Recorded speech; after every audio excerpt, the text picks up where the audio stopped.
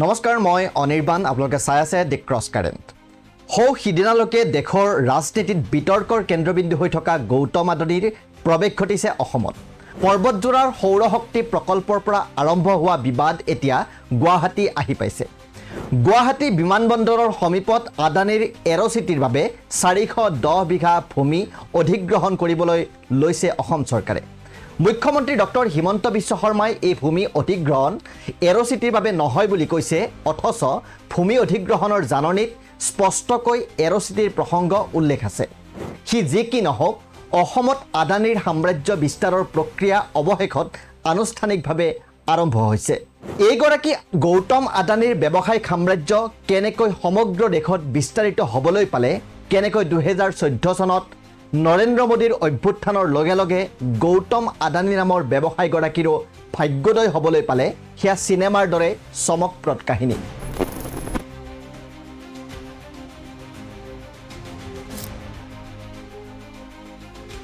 গৌতম আদানীৰ ব্যৱসায়ৰ সৈতে ৰাজনৈতিক সংযোগ গৌতম আদানী আৰু নৰেন্দ্ৰ মোদীৰ বন্ধুত্ব এই আটাইবোৰ বিষয় সামৰি আৰম্ভ কৰিবলৈ লৈছো দ্য ক্ৰছ কাৰেণ্টৰ বিশেষ সম্প্ৰচাৰ দ্য আদানী এম্পায়াৰ প্ৰথম খণ্ডৰ বিষয় আদানীৰ উত্থান আৰু অভ্যুত্থান 2003 চনৰ কথা ভয়ংকৰ সাম্প্ৰদায়িক হিংসাই গুজৰাট ৰক্তাক্ত কৰি তুলিলে মানৱতাৰ বৈধভূমিত পৰিণত হ'ল মহাত্মা গান্ধীৰ গৃহৰাজ্য গুজৰাট প্ৰায় 1000 নিৰীহ মুছলমান নাগৰিকক হত্যাৰ কলংক লাগিল নৰেন্দ্ৰ মোদী নেতৃত্বাধীন গুজৰাটৰ চৰকাৰৰ ভাৱমূৰ্তি বাজাজ গডৰেজ আদিৰ দৰে আগশাৰীৰ ব্যৱসায়ে নৰেন্দ্ৰ মোদী শাসিত গুজৰাটৰ আইন শৃংখলাক লৈ গুৰুতৰ প্ৰশ্ন উত্থাপন কৰিলে সৰ্বত্ৰে নিন্দিত হ'ল নৰেন্দ্ৰ মোদী গুজৰাটৰ মুখ্যমন্ত্ৰী নৰেন্দ্ৰ মোদী পৰিচিত হৈ পৰিল নৃশংস শাসকৰ ৰূপত সেই ঘাতকৰ ভাৱমূৰ্তি আঁতৰাবলৈ এক নতুন পৰিকল্পনা এক নতুন কৌশল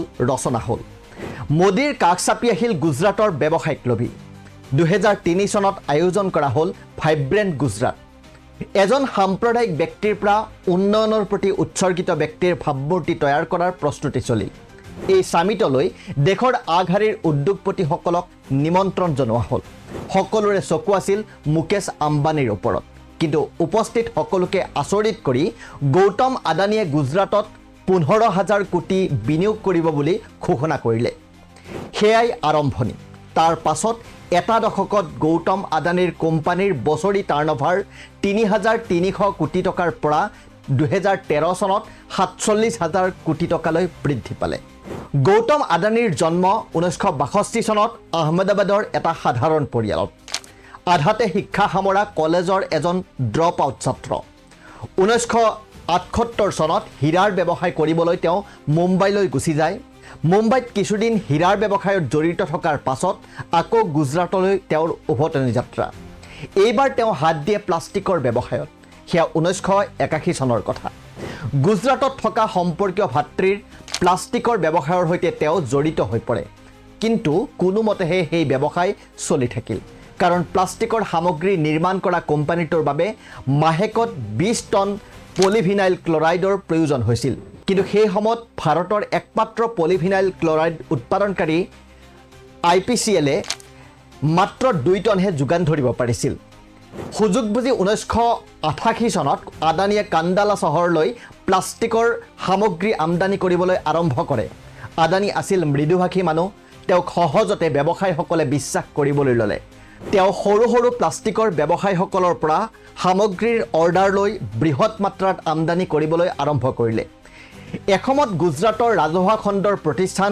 গুজৰাট ষ্টেট এক্সপৰ্ট কৰ্পোৰেচনৰ নামত আদানীয়ে সামগ্ৰী আমদানি কৰিবলৈ লয় ফলত তেওঁৰ বাবে লেটাৰ্ছ অফ অথৰাইজেশ্যনৰ প্ৰয়োজন আৰু নাথাকিল 90ৰ দশকৰ মাজভাগ পোৱালৈ ব্যৱসায়িক মহলৰ দৃষ্টিও যায় আদানীৰ এক্সপৰ্টলৈ আদানী আমদানি কৰা সামগ্ৰীৰ পৰিমাণ 100 মেট্ৰিক টনৰ পৰা 40,000 মেট্ৰিক টনলৈ বৃদ্ধি পায় কিন্তু তেতিয়ালৈ আদানী ভাৰতৰ ব্যৱসায়িক জগতৰ কোনো উল্লেখযোগ্য নাম হোৱাই নাছিল 1997 চনত গৌতম আদানী সংবাদ মাধ্যমৰ শিৰোনামলৈ আহে সেইবাৰ আদানীক অপহৰণ কৰে আণ্ডাৰৱৰ্ল্ডৰ ডন ফজল উৰ ৰহমানে সেই সময়ৰ বাতৰি অনুসৰি আহমেদাবাদৰ এক মফচলীয়া অঞ্চলৰ পৰা গৌতম আদানীক অপহৰণ কৰি নিয়ে ফজল উৰ ৰহমান আৰু তেওঁৰ দুই সহযোগীয়ে মুক্তিৰ বিনিময়ত দাবী কৰে 15 কোটি টকাৰ মুক্তিপণ।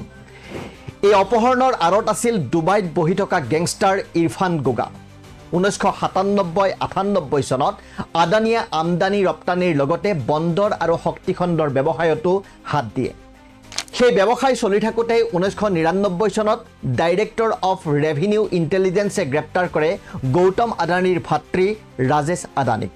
তেওঁৰ বিৰুদ্ধে কৰ ফাঁকিৰ গুৰুতৰ অভিযোগ উত্থাপন হয় আৰু এই সময়ছোৱাত গুজৰাটৰ ৰাজনীতিৰ দৰে আছিল আদানীৰ ব্যৱসায়ৰো উত্থান পতন। মুন্দ্ৰা আৰু কাণ্ডালা বন্দৰ ইতিমধ্যে আদানীয়ে পৰিচালনা কৰিবলৈ আৰম্ভ কৰিছিল। 1995 চনৰ পৰা 2001 চনলৈ অস্থিৰ হৈ আছিল গুজৰাটৰ আভ্যন্তৰীণ ৰাজনীতি।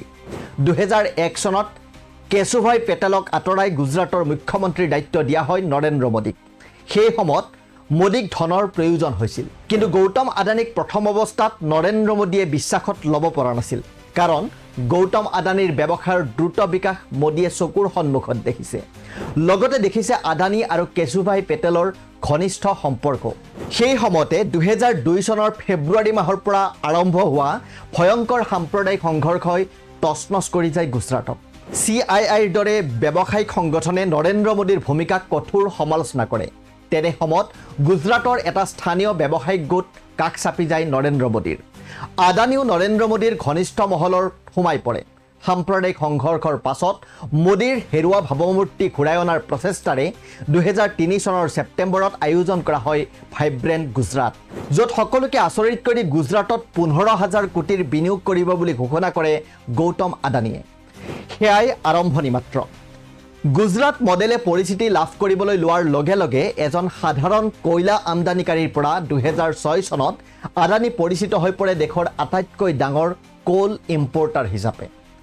2007 চনত গুজৰাট চৰকাৰে পানীৰ দৰত আদানীক অৰ্পণ কৰে মুন্দ্ৰা বন্দৰৰ 140 বৰ্গমাইল ভূমি। এই ভূমিখিনিক স্পেচিয়েল ইকনমিক জ'নৰ মৰ্যাদা দি শুল্ক ৰেহাইৰ ব্যৱস্থা কৰা হয়। আদানীৰ উত্থানৰ আঁৰত এইদৰে নৰেন্দ্ৰ মোদীয়ে অৰিহণা যোগাই যায়। 2009 চনত শক্তিখণ্ডত বিনিয়োগ আৰম্ভ কৰে আদানীয়ে। অষ্ট্ৰেলিয়াৰ 2টা বন্দৰো অধিগ্ৰহণ কৰে আদানীয়ে। 2012 চন পৰ্যন্ত আদানী গ্ৰুপে দেশৰ বৃহৎ শক্তি উৎপাদক কোম্পানীত পৰিণত হোৱাই নহয়, মুন্দ্ৰা হৈ পৰে দেশৰ বৃহত্তম বন্দৰ। সেই সময়ছোৱাতো কিন্তু সদায় বিতৰ্কৰ মাজত আছিল গৌতম আদানীৰ ব্যৱসায়। কেগৰ প্ৰতিবেদনত ধৰা পৰে গৌতম আদানীৰ কোম্পানীয়ে লাভ কৰি অহা কেইবাটাও অহেতুক সুবিধাৰ তথ্য। কেগে ধৰা পেলোৱা অনুসৰি 2006 চনৰ পৰা 2009 চনৰ ভিতৰত গুজৰাট ষ্টেট পেট্ৰলিয়াম কৰ্পোৰেশ্যন লিমিটেডে মুকলি বজাৰৰ পৰা প্ৰাকৃতিক গেছ ক্ৰয় কৰি কিনা দামতকৈ কম দৰত আদানীক বিক্ৰী কৰিছিল। এইদৰে আদানীয়ে 70.5 কোটি টকাৰ অহেতুক লাভ আদায় কৰে। সেই সময়ছোৱাত গুজৰাট চৰকাৰৰ সৈতে আটাইতকৈ ঘনিষ্ঠভাৱে কাম কৰা ব্যৱসায়ীজনেই আছিল গৌতম আদানী। ৰাজনীতিক আমোলা অনেকেই আদানীৰ ব্যৱসায়ত কিবা নহয় কিবা প্ৰকাৰে জড়িত হৈ পৰিছিল। 2010 চনত গৃহ মন্ত্ৰালয়ে কেৰালা, তামিলনাডু আদিত প্ৰকল্পৰ বাবে নিৰাপত্তাৰ অনুমোদন দিবলৈ অস্বীকাৰ কৰিছিল, কিন্তু সেই গৃহ মন্ত্ৰালয়ৰ সচিব GK পিল্লাইয়ে 2012 চনৰ অক্টোবৰ মাহত আদানী পোৰ্টৰ সঞ্চালক মণ্ডলীত যোগদান কৰে। তাৰ পাছতেই আদানীয়ে এই আটাইকেইটা বন্দৰৰ অনুজ্ঞাপত্ৰ লাভ কৰে। এয়া এটা মাত্ৰ সামান্য উদাহৰণহে। ৰাজনীতি আমোলা অধিবক্তা সকলোকে হাতৰ মুঠিত লৈ আদানীয়ে আৰু পাছলৈ ঘূৰি চাবলগীয়া হোৱা নাই। 2006-07 চনত আদানী গ্ৰুপৰ উপাৰ্জন আছিল 16,953 কোটি টকা আৰু ঋণৰ পৰিমাণ আছিল 4,353 কোটি টকা। 2012-13 বৰ্ষত আদানী গ্ৰুপৰ ৰাজহ বৃদ্ধি পাই 47,352 কোটি টকালৈ আৰু সেই সময়ত তেওঁৰ ঋণৰ পৰিমাণ আছিল 81,122 কোটি টকা। 2003 চনৰ ছেপ্টেম্বৰত গুজৰাটত 15,000 কোটিৰ বিনিয়োগৰ ঘোষণাৰে সকলোকে আচৰিত কৰি তুলিছিল গৌতম আদানীয়ে। তাৰ প্ৰত্যাশিত ফলাফল আহিছিল 2013 চনৰ ছেপ্টেম্বৰত, যেতিয়া নৰেন্দ্ৰ মোদীক বিজেপি দলৰ প্ৰধানমন্ত্ৰী পদৰ প্ৰাৰ্থী হিচাপে ঘোষণা কৰা হয়। মোদী আদানীৰ ঘনিষ্ঠ বন্ধুত্বই ইতিমধ্যে একাদশ অতিক্ৰম কৰিছিল।